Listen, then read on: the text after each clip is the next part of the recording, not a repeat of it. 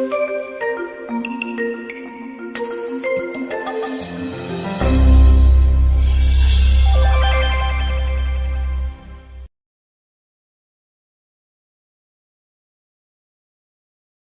pag-aaral ngayon, pinamagitan natin, How to Survive Bad Weather.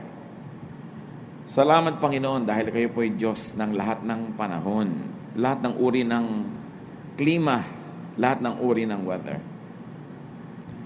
Salamat dahil kami ay binigyan nyo ng kalayaan at kakayahang makarating dito para purihin ang inyong pangalan, magdala na aming mga handog sa inyo, magpasalamat at idalangin ang aming bayan. Nawa Panginoon ay malugod kayo sa aming pagtitipon-tipon at turuan niyo po kami. Palawakin niyo pa ang pagkaunawa namin sa inyong kahiwagaan, lalo kung paano kayo kumikilos sa kapaligiran, sa kalikasan na kayo rin ang lumikha. Forgive us our sins, cleanse us, and now teach us. We want you, Lord, to be our speaker, so we ask you to speak. Use your servant only as your instrument. Set us free, strengthen us, inspire us. Meanwhile, Father, we rest in your love, we rest in your peace, and we ask you, speak to us. In the name of your Son, Jesus, we pray with thanksgiving. How to survive bad weather? You want to survive bad weather? Unang-una, do not call it bad weather. Lahat ng weather ay likha ng Diyos. Tag-ulan, tag-init, magiang tagtuyot at tagbasa. Kaya maganda ang lahat ng panahon. Walang nililika ang Diyos sa pangit. Kung natin sabihin masama ang panahon, parang sinabi mong masama ang Diyos na lumikha ng panahon. Genesis 8:22, as long as the earth endures, seed time and harvest, cold and heat, summer and winter, day and night will never cease. So talagang kasama sa likha ng Diyos. Hindi daw mauubos, hindi matatapos ang pagpapalit-palit ng mga panahon, ng lamig at ng init, ng liwanag at ng dilim. Daniel 2:20-21. Praise be to the name of God forever and ever. Wisdom and power are His. He changes times and seasons. Desisyon yun ng lumikha na magkakaroon, nagpagpapalit-palit ng lahat ng mga klima. Psalm 24:1, the earth is the Lord's and everything in it, the world and all who live in it. So walang pangit na nilikha ang Diyos. Kahit kuryente, kahit kidlat, kahit lava, kahit lahar, lahat yan merong saysay. Meron lang sikreto para maging talagang maganda para sa personal na buhay mo ang mga bagay na ito. Kaya kahit bagyo o baha, remember that ancient Egypt was nourished by the annual flooding of the Nile. And because of the annual flooding of the Nile, Egypt was able to develop and sustain a great civilization. Hindi nila minasama ang baha. Wala silang idinadalangin, kundi dumating yung baha. Kasi pagdating ng baha, dala-dala niya yung matabang lupa na naaanod mula sa malalayong mga bundok.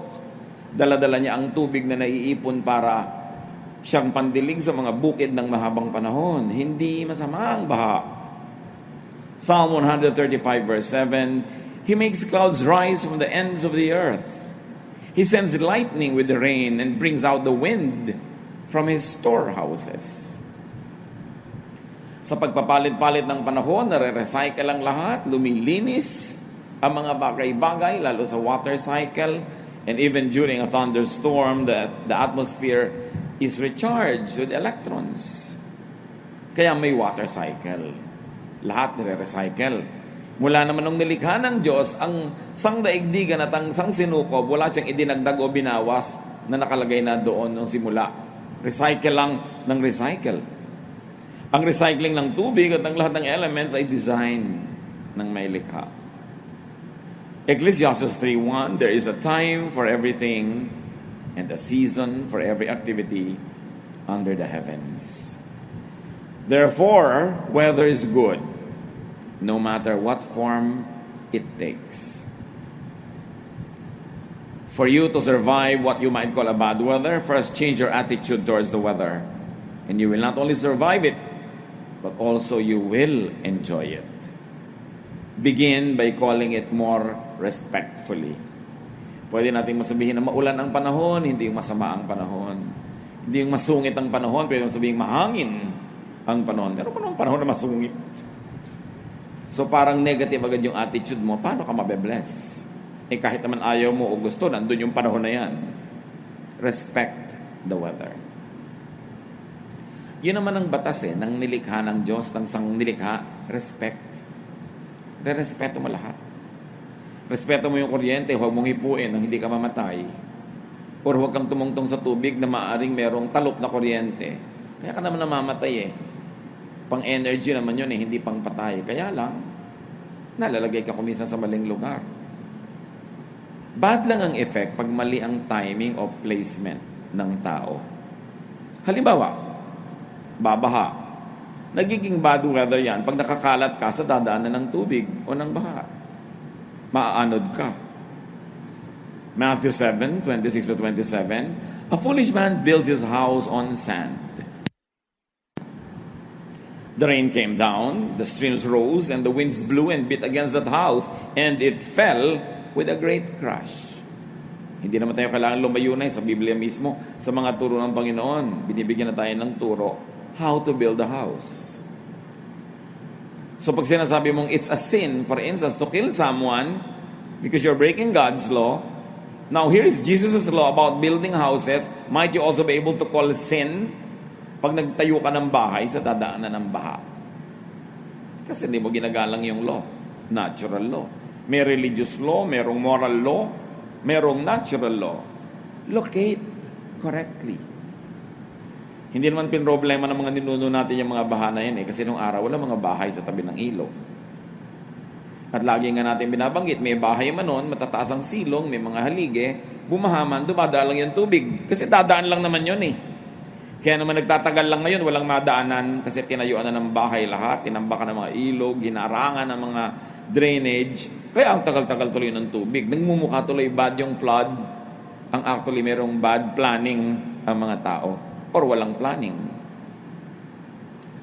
Pag nasa labas ka halimbawa ng silungan, nasa labas ka ng tahanan sa oras ng bagyo at ulan at baha, magmumukha ngang bad yung weather. Kasi mababasa ka, pwede kang mapahamak. Luke 12:54, he said to the crowd, meaning the Lord, when you see a cloud rising in the west, immediately you say, it's going to rain. And it does. Ibig sabihin, may babala naman yung weather kung anong balak niyang gawin para makasilong ka. May general babala, tag-ulan, so huwag ka na magplano masyado ng mga outing, mga picnic, lalo mga kasalan na outdoor, kasi may babala Tapos magbumukhang bad weather dahil it rained on your wedding day.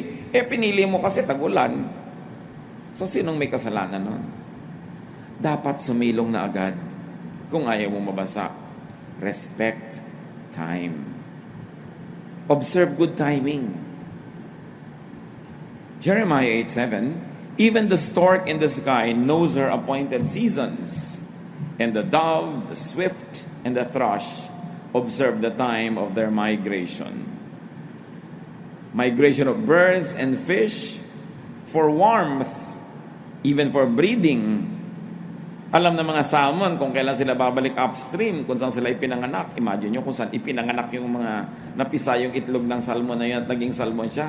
Nakarating siya sa dagat, ang layo-layo ng nararating, pero pag magbibreed, bumabalik. Alam niyang balikan. Ang mga ibon, alam nila pag malapit ng lumamig, sama-sama, kawan-kawan, lumilipad sila across vast bodies of water to go to a warmer place. Mabuti pa yung mga hayop, hindi sila masyadong nalayo sa pakikiramdam at pakikisama sa nature. Yung mga tao naman ginagawa nila, they conquer nature. How can you? Or they defy nature. Many animals hibernate during winter. Dahil siyempre, kulang ang pagkain at ang ginaw-ginaw, mapapahamak lang sila sa labas. So, huhukay sila ng mga lungga sa ilalim ng lupa where the temperature more or less remains warm and constant. May mga yelo naman nasa ibabaw. And then they sleep the winter away. So they don't need a lot of energy because they don't have a lot of food and they are warm. Ang mga hayop at halaman sumasabay sa panahon. Pati ba nga palaka, alam nilang kailan magbe-breed pag umuulan. Kaya ang ingay-ingay ng mga lugar na may mga palaka. Plants shed their leaves in autumn and sleep out the winter. It's almost like hibernating too. Siyempre, para ano ba yung leaves? For photosynthesis. What will you do with there's no photo to synthesize? There is no sunlight, so the leaves are shed. The plant has little to feed, and the plant can sleep through the winter. So plants shed leaves, and then spring follows, and there is rebirth. Mula pa nung nilikha ang mundo hanggang ngayon, ganun yun.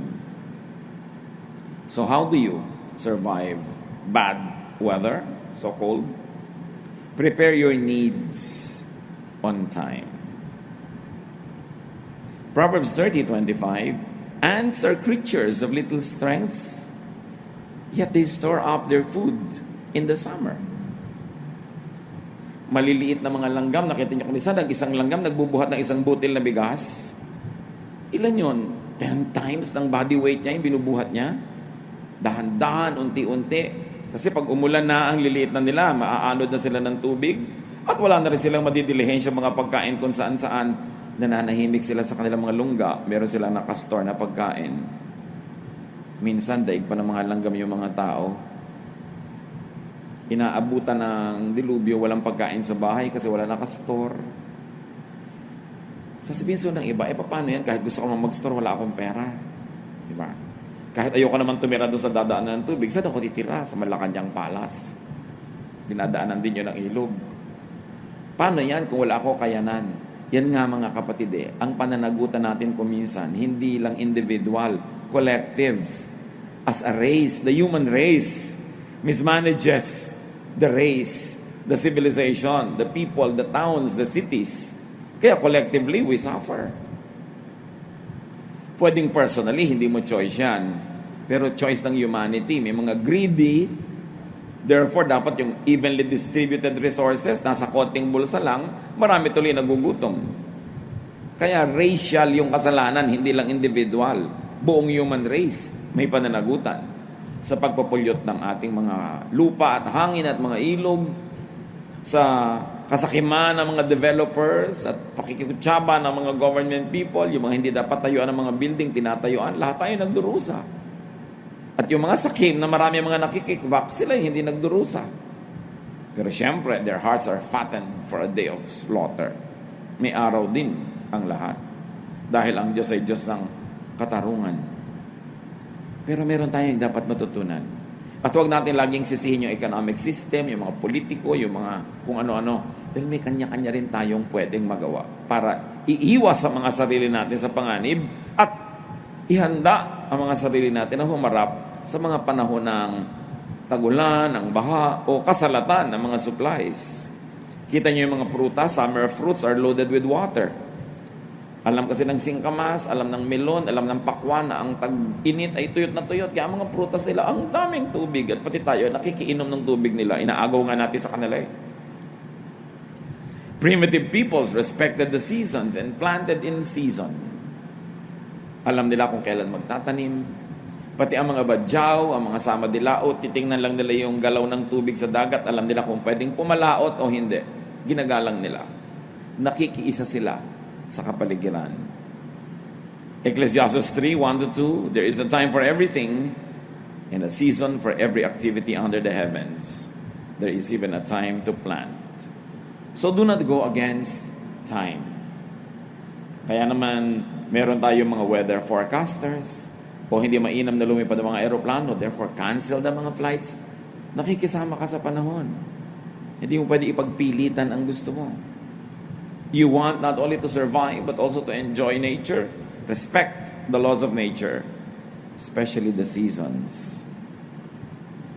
Alam mo, pagkapanahon ng mga tag-ulan, marami nagkakasipon, nagkakaubo. So how do you prepare yourself? Drink lots of nutritious juices, eat nutritious food, have enough sleep, para kahit maubuhan ka ng katabi mo sa LRT o sa jeep or wherever, sa elevator, meron kang lakas sa loob. Hindi ka mahahawa agad. Luke 21:29-30. Look at the fig tree and all the trees. When they sprout leaves, you see for yourselves and you know that summer is near. So adjust to nature. Do not defy it. May mga signals ang nature. Benefit from and enjoy nature. The laws of life do not apply only to nature. They also apply to all elements and facets of living. So kanina pinag-uusapan natin mga kapatid, natural bagyo, natural ulan, natural tag-init, tag-araw, natural lindol, pero marami pang ibang mukha itong mga bagyo at baha. There are emotional, social, spiritual storms and floods, which is really what I want to discuss. Kung may baha ng tubig, may bagyo ng hangin, may baha at may bagyo din ng luha. May baha din at may bagyo, mayroong unos ang ating damdamin. Maraming bagyo, hindi lang physical, may emotional at may spiritual. At pareho rin ang prinsipyo, how to survive. Ano-ano yung mga bagyong emosyonal at mga spiritual? Failure. Mga kabiguan. Daig pa nga kumisan niya ng bagyo. Being rejected. Feeling rejected by your own parents. Feeling rejected by your own spouse. Being rejected by the one you love. Being rejected by an institution or an employment. Parang bagyo yan. Illness. Death of our loved ones. Bereavement. Bagyo lahat yan. Baha lahat yan.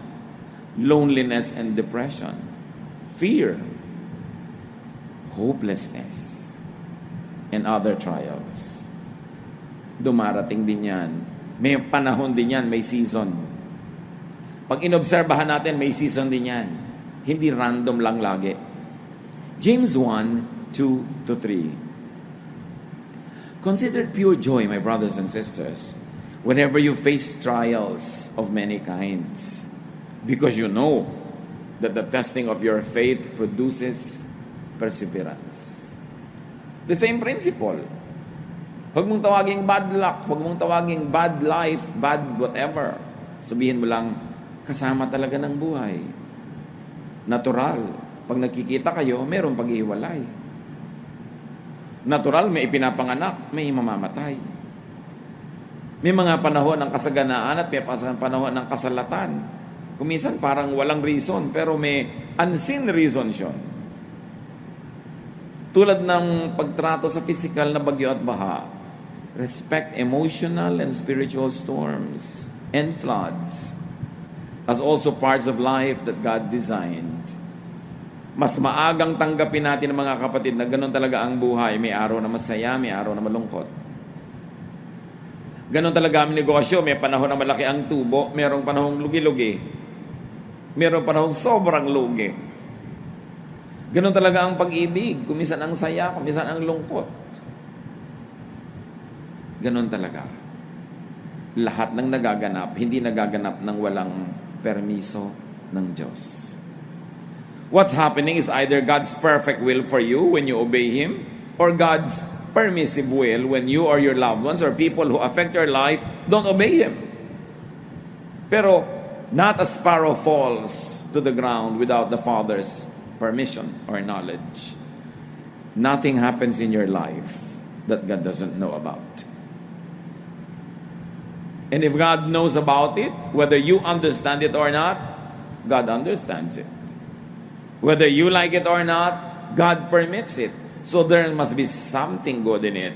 Although apparently and superficially, what is good about it doesn't always easily show.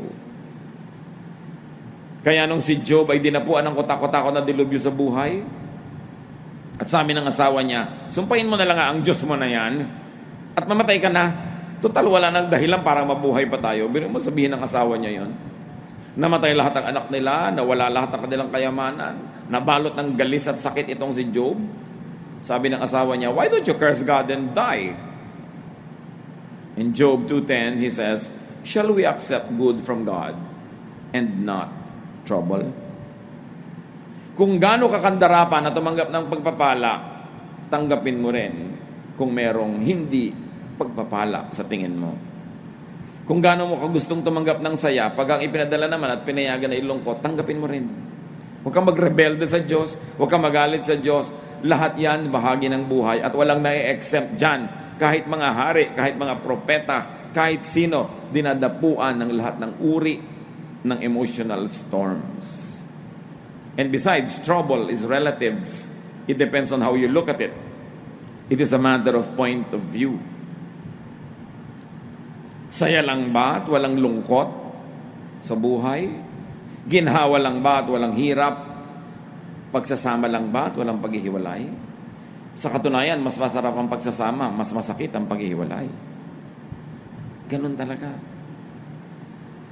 So how do you survive these emotional and spiritual troubles? Adjust your timing and placement with regards to these natural elements of life. Adjust ka. Makiramdam ka.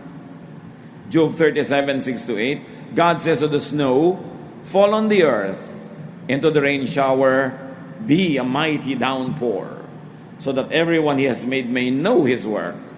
He stops all people from their labor. The animals take cover, they remain in their dens. Pag sidami daw ng Diyos sa snow, maglaglagan kayong lahat ngayon. Pinaulan niya ng sobra, umulan ng todo. O di lahat daw malalaman kung ano ang ginagawa ng Diyos at anong kaya niyang gawin. At lahat sila ititigil sa mga ginagawa nila. Pati mga hayop ay magkukubli. At ano dapat ang kasunod noon? And everyone should ponder the mystery and the awesome power of the Creator.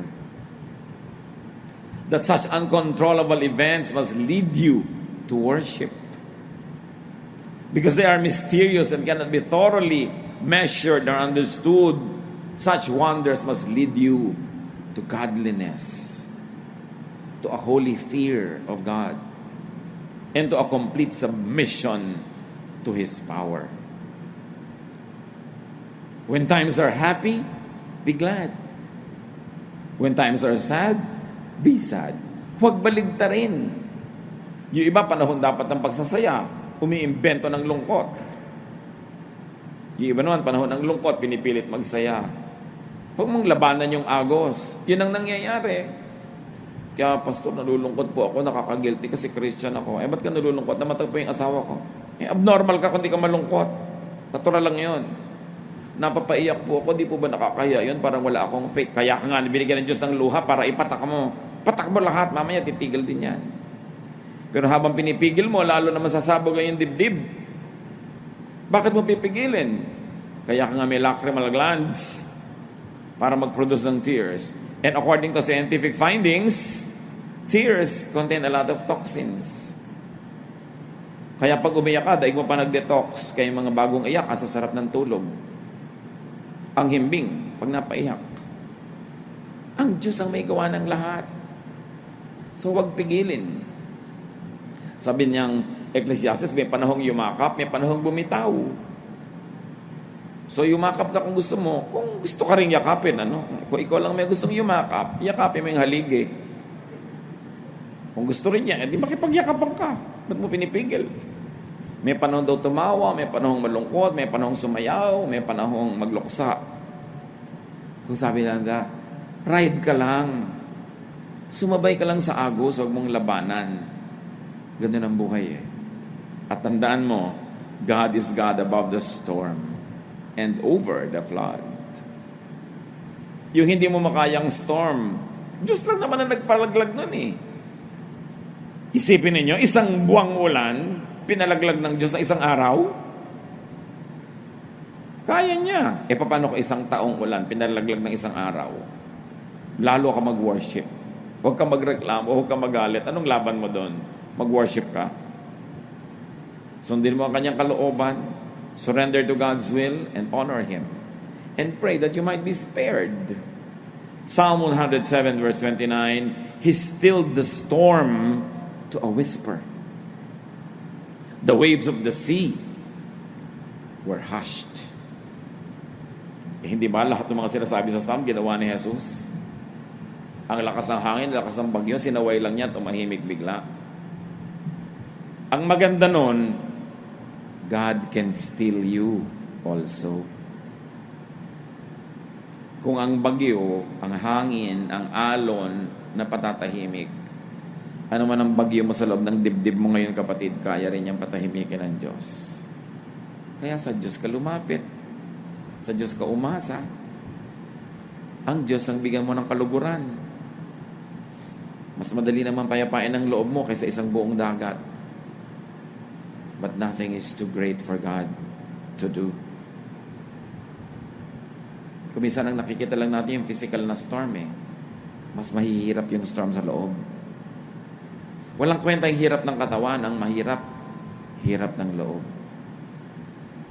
At kung paano pinapayapa ng Diyos ang lahat ng mga elemento na yan na nasa labas ng ating katawan, lalo niyang pinapayapa yung ating espiritu, yung ating puso, yung ating damdamin, kung magpapasakop ka. Kung hahayaan mong tumalab sa iyo yung kanyang salita, kung susundin mo ang mga utos niya. So how do you survive bad weather? Physical or spiritual weather? Don't call it bad. Take shelter in God, who is God over the weather. Proverbs 18:10. The name of the Lord is a fortified tower. The righteous run to it and are safe. So yan ang pangalan ng Panginoon. Yun lang bang pangalan niya? Yung kahulugan ng pangalan niya, yung kanyang mga katangian, mga kanyang katuruan, daig pa nun ang matibay na muog.